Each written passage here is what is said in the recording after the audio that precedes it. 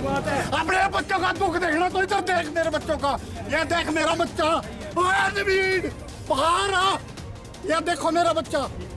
मन्ने मेरी जान चल दे, मैं अपने बच्चों के लिए अपनी जान कुर्बान कर दूंगा। एक साल बाहर रखा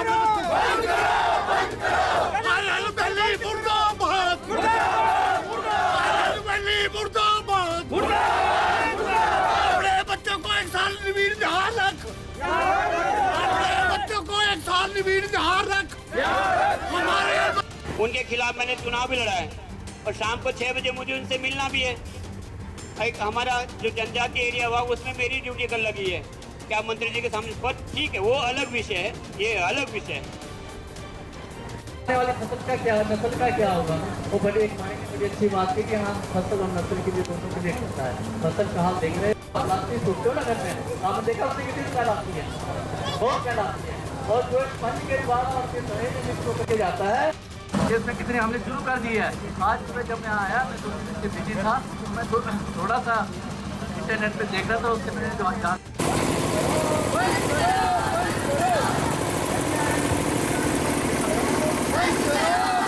बंद करो, बंद करो, बंद करो, प्रमोशन बंद करो, बंद करो, बंद करो, पर्यावरण पर अत्याचार। तो लड़कियां माताएं बनी, इतना अच्छा बोल रही थी उस दिन से, बहुत शानदार है।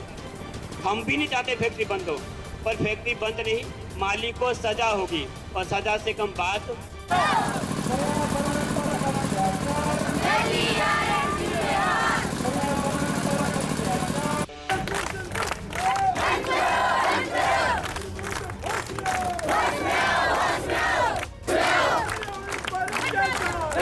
बहुत ज़्यादा परेशानी है क्योंकि इससे निकलने वाली जो ये हवा चलती है, ये सारा जो वही पोल्यूशन है, ये हमारे सांस के द्वारा हमारे अंदर जाता है।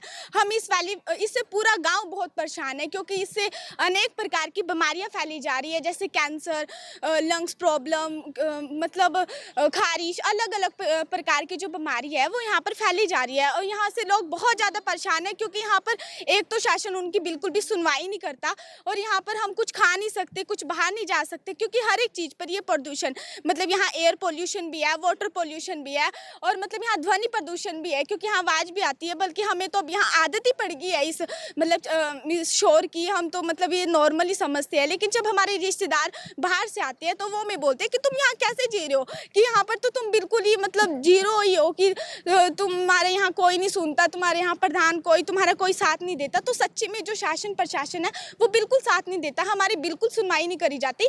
यहाँ हमने धरना भी दिया है, यहाँ पर 10 दिन से लोग रात दिन एक करके भूख प्यास को त्याग के यहाँ पर लोग आए हैं, धरना प्रदर्शन कर रहे हैं, लेकिन उनकी कोई सुनवाई नहीं होती। तो आज सर जी हमारा धरना पिछले रविवार से चल रहा है, 1 हफ्ते हो गया है हम वहीं बैठे हुए, पर शासन प्रशासन ने हमारी कोई सूध नहीं ली है और हम अनेकों बार इस कंपनी के प्रदूषण के खिलाफ शिकायतें करके थक चुके हैं और थक हार के लोगों में इतना रोष है कि वो आज सड़कों पे उतर आए हैं। और अगर हमारी इस समस्या का समाधान नहीं हुआ तो हम इससे भी बड़ा अपना विरोध प्रदर्शन करेंगे ताकि हमें इस धुएं की समस्या से निजात मिल सके। समस्याएं किस तरीके की आ रही है? लोगों ने कहा फसलों को नुकसान यहाँ पर पहुँच रहा है, लोगों ने कहा बीमारियां, समस्याएं क्या आ रही है? सर मैं सीधे हाँ जी पहले तो कोई दिक्कत नहीं, खाना नहीं बना सकते सर मैं सीधे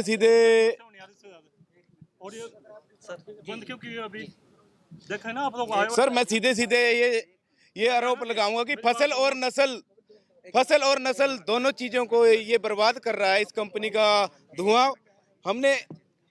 हम इतने परेशान हो चुके हैं इस धुएं से कि अब हम कहाँ जाएं, इसलिए आज इतनी संख्या में माताएं, बहनें और बुजुर्ग और ये नौजवान हमारे साथी इकट्ठे हुए हैं ताकि इस धुएं से हमें निजात मिले, या तो हमें कोई जहर ही दे दिया जाए। यदि किसी भी व्यक्ति ने इस धुएं से, इस प्रदूषण से तंग आकर के आत्महत्या कर ली, मैं सीधे आरोप लगाऊंगा कि इसके जिम्मेवार शासन और प्रशासन है। इनका धुआं टिनों से आता है, कोई चिमनी नहीं है और इसके ऊपर धुएं के ऊपर उनका कोई भी वो नहीं है कंट्रोल है। हमने इनको कई बार बोला कि जिसका कंट्रोल कीजिए आप। और सारे गाँव वाले परेशान, पशु जो घास नहीं खाते, चारा काला जाता है, धान की फसल काटा, हम दिखाते हैं आपको, ये प्रशासन के भाई लोग आए हैं, देखो जी आप हमारी मुसीबत। आपके हाथ में पावरें दी है सरकार ने, तो कम से कम हमारी हालत यहाँ तक हम रात को सो नहीं सकते, खिड़की दरवाजे बंद करते हैं फिर भी धुआं अंदर आता है, किचन काली हो जाती है, टाइलें। देखो आप लोग, आप आए हुए हैं, हमारी आपसे भी रिक्वेस्ट रहेगी, घर जितने हमारे घर, हमारा घर देखो, हमारे देखा जाए, और हम आपके सामने सफाई करेंगे, और जब ये भटिया चलाएंगे तो धुआं सीधा हवा चलती अंदर आता है जी। बहुत ज़्यादा परेशानी है, बच्चे हर टाइम बीमार रहते हैं, और छोटे छोटे बच्चे दवाइयाँ खा रहे हैं। लाइन में खड़ा होना भी वहाँ मुश्किल है और इलाज कराना भी मुश्किल है। देखो कितने आपके पास कार्ड है, और ये हर महीना हर बच्चों को बीमारी के लिए चंडीगढ़ जाना पड़ रहा है। आप आए तो अच्छी बात है और इसका इलाज कराए। और सबको पता है कि चावल ना सफ़ेद होता है, पर यहाँ के चावल भी काला होता है, और 10 बार धोने के बाद उसमें सफ़ेद ही आती नहीं, तो कितना जहर उसमें है। अभी हम लोग किसी घर में थे तो डबल डोर ट्रिपल डोर लगा रखा, उसके बाद भी अंदर कालिक पूरी सोफे पे बेड पे सब जगह। तो ये जहर सच में मैंने पहले भी कहा था कि अभी भाई ने कहा कि इससे बढ़िया जहर दे दो, हमने पहले कहा था कि ऐसे मरने से अच्छा तो गोली मार दो यार एक बार में। प्रशासन कुछ भी कर सकता है, इतने सारे पैसे वाले हैं, इतनी बड़ी कंपनी है, जब नेताओं को अधिकारियों को इतने पैसे खिला सकते तो गोलियां भी ले आओ, सबको मार दो, उससे क्या फर्क पड़ता है। लोग जब इस नौबत पे आ चुके बेचारे तिल तिल करके क्यों मरना फिर। और अब लोगों के पास कुछ चारा बचा नहीं, लेकिन छोटे छोटे बच्चे यहाँ पर आ रखे हैं। स्थिति ये है कि अगर ठीक है तो अभी क्यों बंद है, फिर चलाओ अभी भी। इतने सच्चे पक्के तो भी बंद इतने सच्चे तो देखो, जब हमने यहाँ स्टार्ट किया था कितना बुरा हाल यहाँ पर था, अगले दिन कम बिल्कुल कम है। परसों जब यहाँ पर आए हम लोग तो मैंने, कोई हमारे सहयोग थे मीडिया संबंधी, तो धोला को हमें बोले कहाँ जैसे, मैंने कहा ये अभी धुआं दिखेगा, पर धुआं दिखा ही नहीं। मैं कहा फैक्ट्री पता नहीं कहाँ गायब हो गई। तो यहाँ के स्थानीय लोगों ने कहा कि हमने आज देखे कि आसमान नीला होता है, नहीं यहाँ तो आसमान काला ही दिखता है हमेशा।